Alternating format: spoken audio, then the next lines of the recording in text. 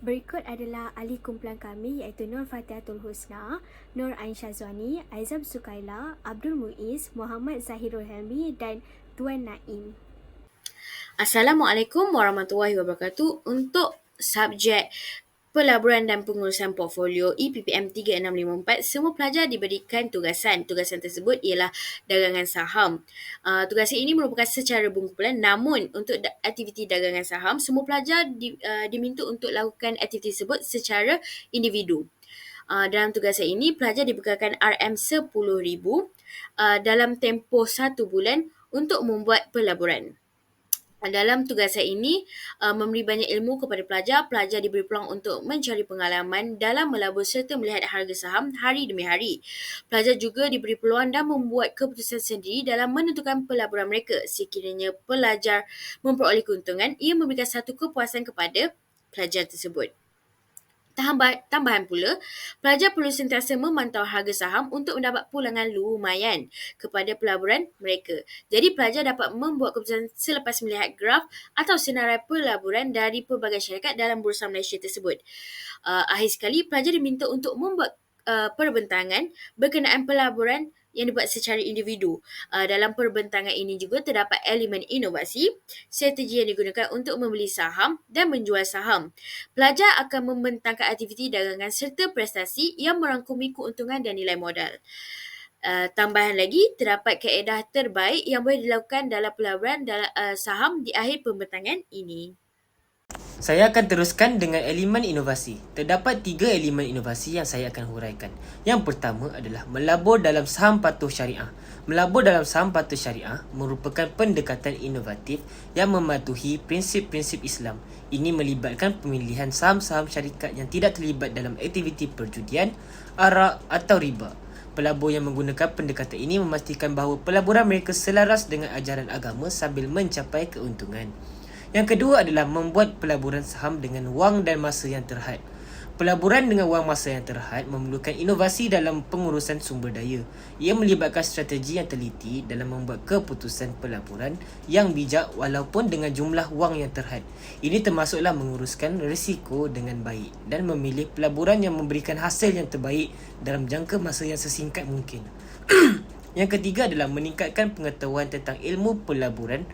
Meningkatkan pengetahuan tentang ilmu pelaburan adalah aspek penting dalam pendekatan inovatif terhadap pelaburan saham. Ini merangkumi pembelajaran tentang pasaran saham, analisis teknikal dan fundamental serta pemahaman tentang faktor-faktor yang mempengaruhi prestasi saham. Pelabur yang berpengetahuan luas dapat membuat keputusan yang lebih baik dan lebih berkesan melalui elemen-elemen inovasi ini. Saya akan sambung presentation iaitu strategi yang saya gunakan untuk membeli saham. Yang pertama, saya menggunakan tools di Bursa Malaysia iaitu menggunakan screener bagi melihat di mana syarikat yang direkomendasikan untuk membeli dan juga syarikat yang outperform. Ini bagi memudahkan saya untuk membuat keputusan di mana saya ingin membeli saham tersebut. Dan yang kedua, saya melihat ialah purata skor sesebuah syarikat itu sebelum saya ingin membeli saham syarikat tersebut. Contohnya di sini ialah Alam Maritim Risk di mana purata skornya adalah 6. Kebiasaannya saya akan memilih purata skor lebih daripada 5 ke atas. Dan ini adalah contoh di mana saya membeli saham tersebut iaitu contohnya Telekom Malaysia, Ion dan juga Alam dan sebagainya. Strategi ketika saya menjual saham. Di setiap transaksi saya menjual saham, saya akan melihat peratus keuntungan yang setelah saya dapat. Contohnya setiap transaksi saya memilih untuk meletakkan profit di mana 5% ataupun sehingga 10% daripada harga saham yang saya beli.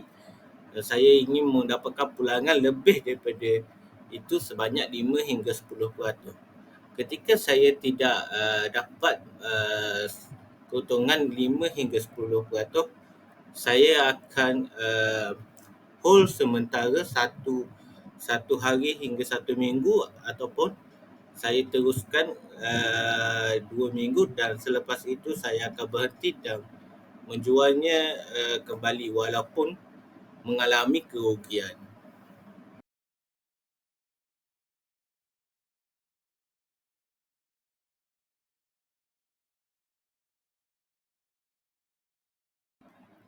Jadi kaedah yang saya gunakan untuk membeli saham ialah dengan membahagi 2 bahagian daripada dana yang diberikan sebanyak RM10,000 kepada RM5,000 pertama, dengan membeli saham lebih daripada RM1 per unit. Contohnya Telekom Malaysia berharga RM5 satu unit, ataupun Ion yang berharga RM1.13 satu unit.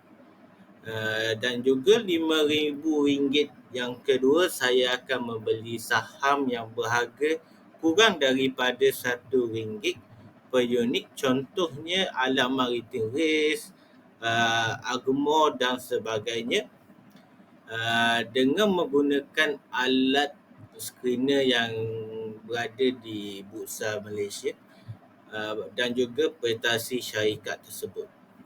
Walaupun begitu, saya masih mengalami kerugian sebanyak RM112.48 kerana saya lebih memilih untuk hold dahulu ataupun menunggu sebuah transaksi tersebut mendapatkan keuntungan sebanyak 5 hingga 10%. Walaupun tidak dapat, saya akan menanggung kerugian itu dengan menjualnya apabila sudah jatuh kepada harga yang tertentu ataupun masa yang tertentu yang saya telah tetapkan.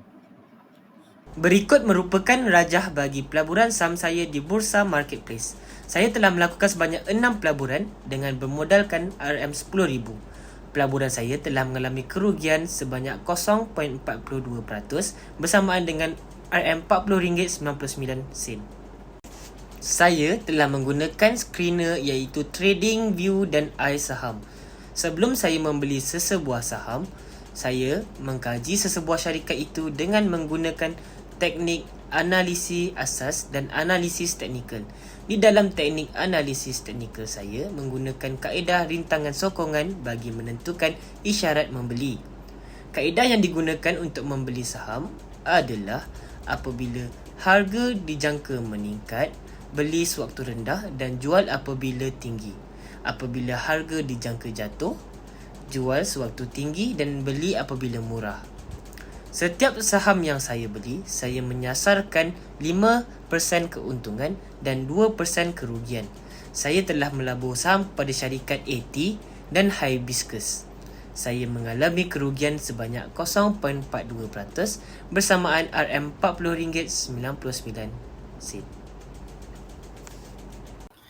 Saya Zahirul Helmi. Berikut merupakan gambar rajah di mana pelaburan saya selama sebulan. Saya telah melakukan sebanyak 14 pelaburan dan saya mendapat keuntungan sebanyak 1.67%, iaitu sebanyak RM151.23. Kaedah yang saya gunakan untuk membeli saham ini adalah dengan mengkaji sesebuah syarikat berdasarkan industri yang syarikat tersebut operasikan, dan juga saya mengkaji keadaan pasaran syarikat tersebut. Dengan menggunakan KLSE scanner, saya mendapati terdapat beberapa syarikat yang konsisten dalam pasaran mereka. Terdapat beberapa syarikat besar yang saya ambil seperti Telekom Malaysia dan juga Axiata, dan terdapat juga beberapa syarikat lain yang saya ambil berdasarkan pasaran semasa syarikat tersebut. Selain itu, saya memilih untuk mengambil saham yang lebih stabil bagi mengurangkan risiko kerugian daripada saham saya. Akan tetapi hal ini akan menyebabkan potensi pertumbuhan saham tu menjadi lebih rendah. Oleh itu, saya hanya mendapat keuntungan sebanyak 1.67%, iaitu sebanyak RM151.23. Saya Nur Fatiatul Husna. Berikut adalah rajah Aktiviti pelaburan dan perdagangan yang telah saya lakukan selama sebulan. Saya telah membuat pelaburan sebanyak 14 kali dan saya telah mengalami kerugian sebanyak 4.02% iaitu RM375.29. Kaedah yang digunakan untuk membeli saham adalah dengan melihat saham sesebuah syarikat itu sentiasa konsisten dari segi keuntungan seperti Mr. DIY dan Axiata.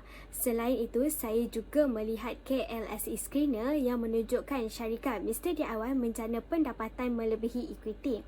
Saya juga mendapati bahawa apabila saya membeli unit saham yang sedikit, risiko untuk rugi adalah tinggi kerana ia menghadkan keuntungan. Kerugian yang saya alami adalah disebabkan oleh pembelian unit yang sedikit dan menjual saham yang telah rugi. Oleh itu, saya juga tidak memperoleh keuntungan dan jumlah akhir adalah RM9,585.80 daripada modal yang diberikan adalah RM10,000. Berikut merupakan rajah aktiviti dagangan dan pelaburan saham yang telah saya lakukan di Bursa Malaysia sepanjang tempoh 1 bulan. Seterusnya pula ialah kaedah yang digunakan oleh saya untuk membeli saham adalah dengan menyelidiki pasaran saham sesebuah syarikat dalam tempoh tertentu sebelum dibeli. Jadi keuntungan yang diperolehi oleh syarikat Mr. DIY dan MFlex telah membuatkan saya tertarik untuk membeli saham mereka. Hal ini kerana mereka mempunyai kenaikan dan penurunan yang sama sepanjang beberapa hari. Namun begitu, saya mengalami kerugian sebanyak negatif 4.33%. Hal ini sedemikian kerana saya tidak melakukan penjualan semula saham sewaktu harganya sedang menaik. Oleh itu, saya telah mengalami kerugian sebanyak RM345.20 daripada modal yang diberi iaitu RM10,000. Seterusnya, di sini saya lampirkan gambaran aktiviti dagangan saham iaitu prestasi selama 1 bulan.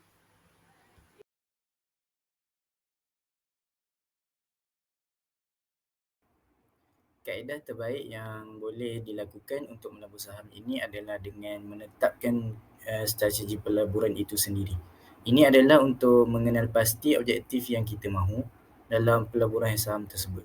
Oleh itu, saya telah membuat satu strategi dengan memilih syarikat yang mempunyai pasaran yang konsisten dalam sebuah industri dan menggunakan strategi ini untuk saya dapat memastikan pelaburan saya menjadi lebih stabil dan juga dapat mengurangkan risiko kerugian itu sendiri.